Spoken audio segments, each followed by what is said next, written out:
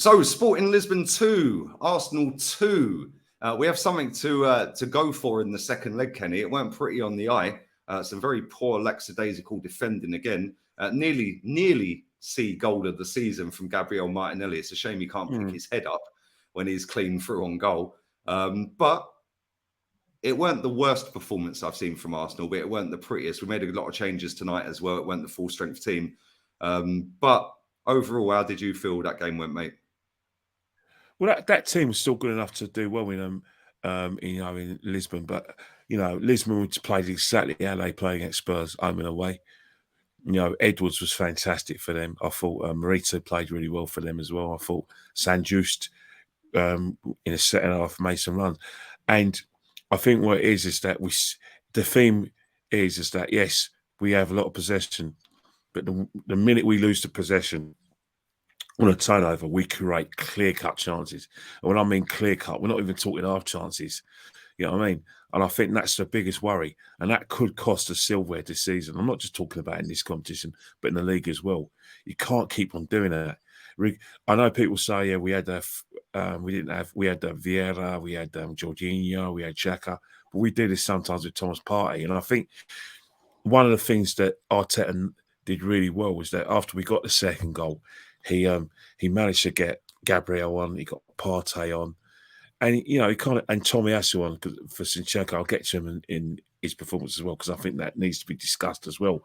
Yeah. And we look more of a solid team. I thought Saliba today was fantastic. Kivior, he won't be doing that again. He won't be ducking, and he'll be communicating with his goalkeeper because apparently the goalkeeper, because I was going in on him. Apparently the goalkeeper shouted "my ball," which is why he ducked. Yeah, and then when I've watched the replay at full time, they do both look at each other, and it's almost like what happened. So I don't know. The goalkeeper, Rachel Finnis in BT studio was saying that his feet were too wide and two were wrong, and they were like stuck in the ground, so he couldn't get up for the header. But saying that, I always say your area, you just demand. You shouldn't have anyone in your area, and the only way people are in your area is when you ask them protection. Even if they don't call don't hear a shout, Kivior's got to go for it. But it wasn't Kivior's fault. He probably did hear a shout. He said, "Okay, mate, all yours," and he didn't come. But his feet were all wrong. But it's one of those things where I looked at that performance. I looked at Gabriel at centre forward. I liked him, and I didn't. He's not a centre forward. No way he's a centre forward. I think if we had a centre forward today, I think we would have done a lot better. And even Eddie, I think with the chance that Gabriel had when he was put through by Fabio Vieira, he would have put that away. But in terms of talking about Fabio Vieira, I thought Fabio Vieira, he was a bit unlucky. He had some good chances. He had a shot from 25 yards, had a header. And, he had a good few. I thought he played all right. There was a lot of people in my watch time saying he was shocking today. I thought he played all right. No, he was brilliant. I thought he was good. I thought Xhaka played well as well. I thought Xhaka, he wasn't part of the way right, but the concern I have now, I was a bit concerned with Benjamin White for a bit. Certain things I wasn't happy with. Zinchenko, I was very, very frustrated with him because, again, risk and reward. It wasn't Vieira put that ball for Martinelli. It was actually Zinchenko for Martinelli. Zinchenko. And he did a lot of good things in offensive areas. But whenever he loses the ball in that side, he jogs back. And then when he jogs back, they move the ball so quickly, and getting into those areas where Edwards was getting those areas, he was missing. You know what I mean? And even their second goal, the second goal, there was no press whatsoever. Not at all. It was so easy to carve it open. It was embarrassing. It's how Edwards gets through two players, and then Paulinho scores a second goal. But it was loads of times when they'll just get the ball, quick passes, movement. Our left hand side was just acres of room before Tomiyasu came on. Zinchenko was just placed too far up the front. I get it when we have all that possession, blah blah. But if we're not clinical and we're not putting teams to the sword, it means nothing. As I say before, quick counter attacks, and we're exposed down that side every time. And when Tommy came on, he was Mm. class when he came on, though. He Oh, yeah, came on, definitely. and it was That's the almost thing. like watching Ronaldinho. I was like, who's that? Is that Tommy? The way he was jinking Yeah, past as soon as he yeah. came on, I set Vieira Mm. up for the header. Very unlucky, but yeah, I thought he I think played well. I if thought Gabriel as well. Tommy Asu, his confidence would have gone a bit because he was substituted after the match. Like I said, after Man City, it's still sore. People still blaming for the first goal that De Bruyne scored, and in the first half against Bournemouth, he was sacrificed again. But you rewind back to last season, we only had good things to say about him. He was a 7 out of 10 player. He was solid, but we had few reservations of him attacking wise. But the things that he's good at is that his position's fantastic. Whenever a striker tries to get into an offensive position, he makes sure his body shape is in a way. He's got the right body shape, I call, for defending. No space whatsoever. If you want to get the ball off him, you've got to foul him. And he won a few free kicks like that. And I thought he was really solid in the way Shevchenko wasn't.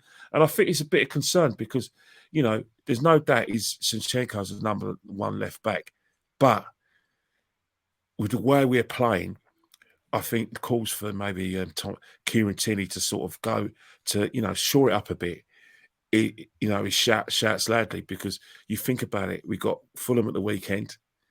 They're going to be encouraged, even though they haven't got Paulinho, because they're going to be encouraged by the breaking possession down Shevchenko's side. They're going to get bodies forward. Crystal It Palace, wouldn't surprise me one bit if they put Willian on the right wing. Yeah, because they've been playing Willian left side, and he's been very good for them this season. It wouldn't surprise me if they switch onto the right. They don't even need Willian to be on the right wing. The fact is that there'll still be going to be encouragement, still be encouraged by the fact that on the break of play, with Shevchenko not getting back, that we're getting outnumbered in attacking areas, and I think that's got to be concerned. That could actually cost us points in our quest for the lead. Because let's face it, you look at the fixture list.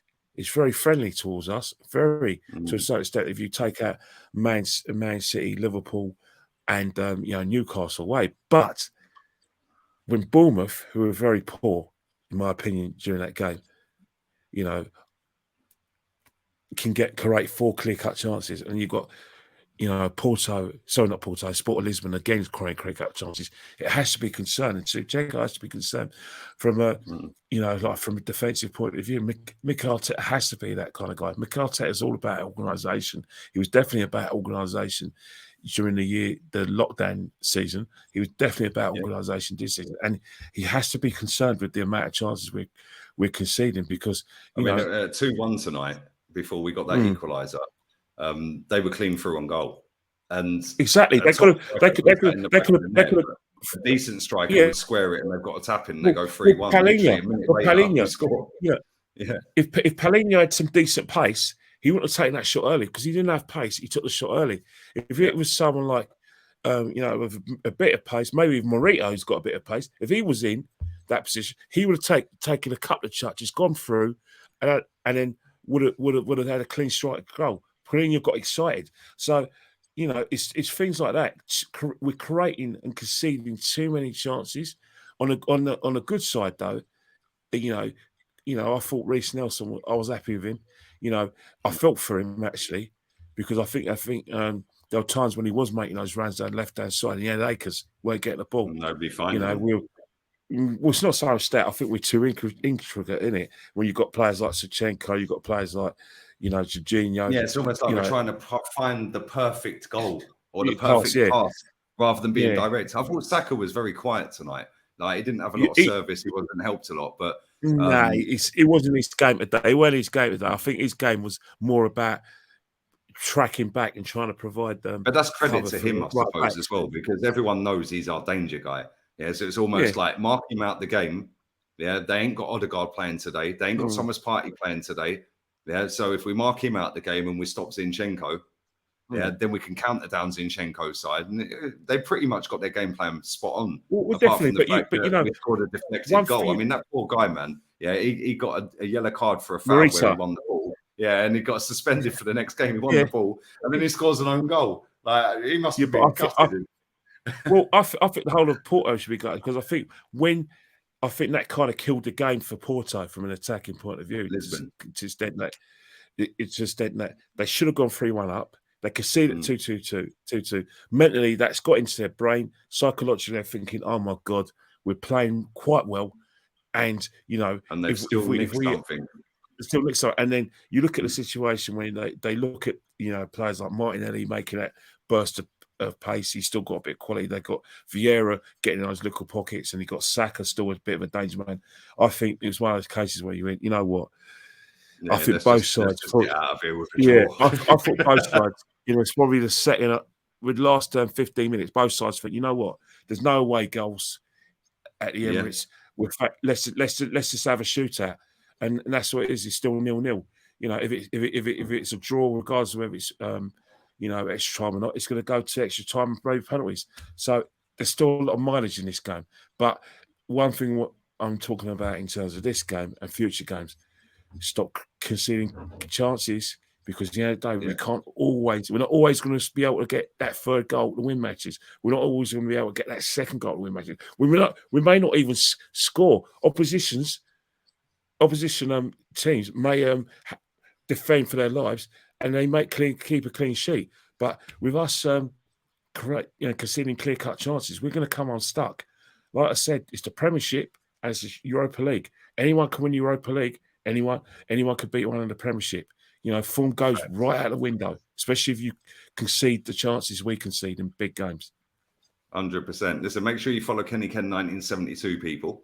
And we'll be back again on Sunday. You're going to be at Fulham. Enjoy that. And I can't wait. It's open. I don't care if it's cold or not, because I was born and bred in this country, and I don't.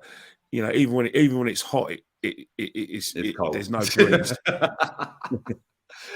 24 degrees here in Spain, and on that bombshell, people, we're out of here.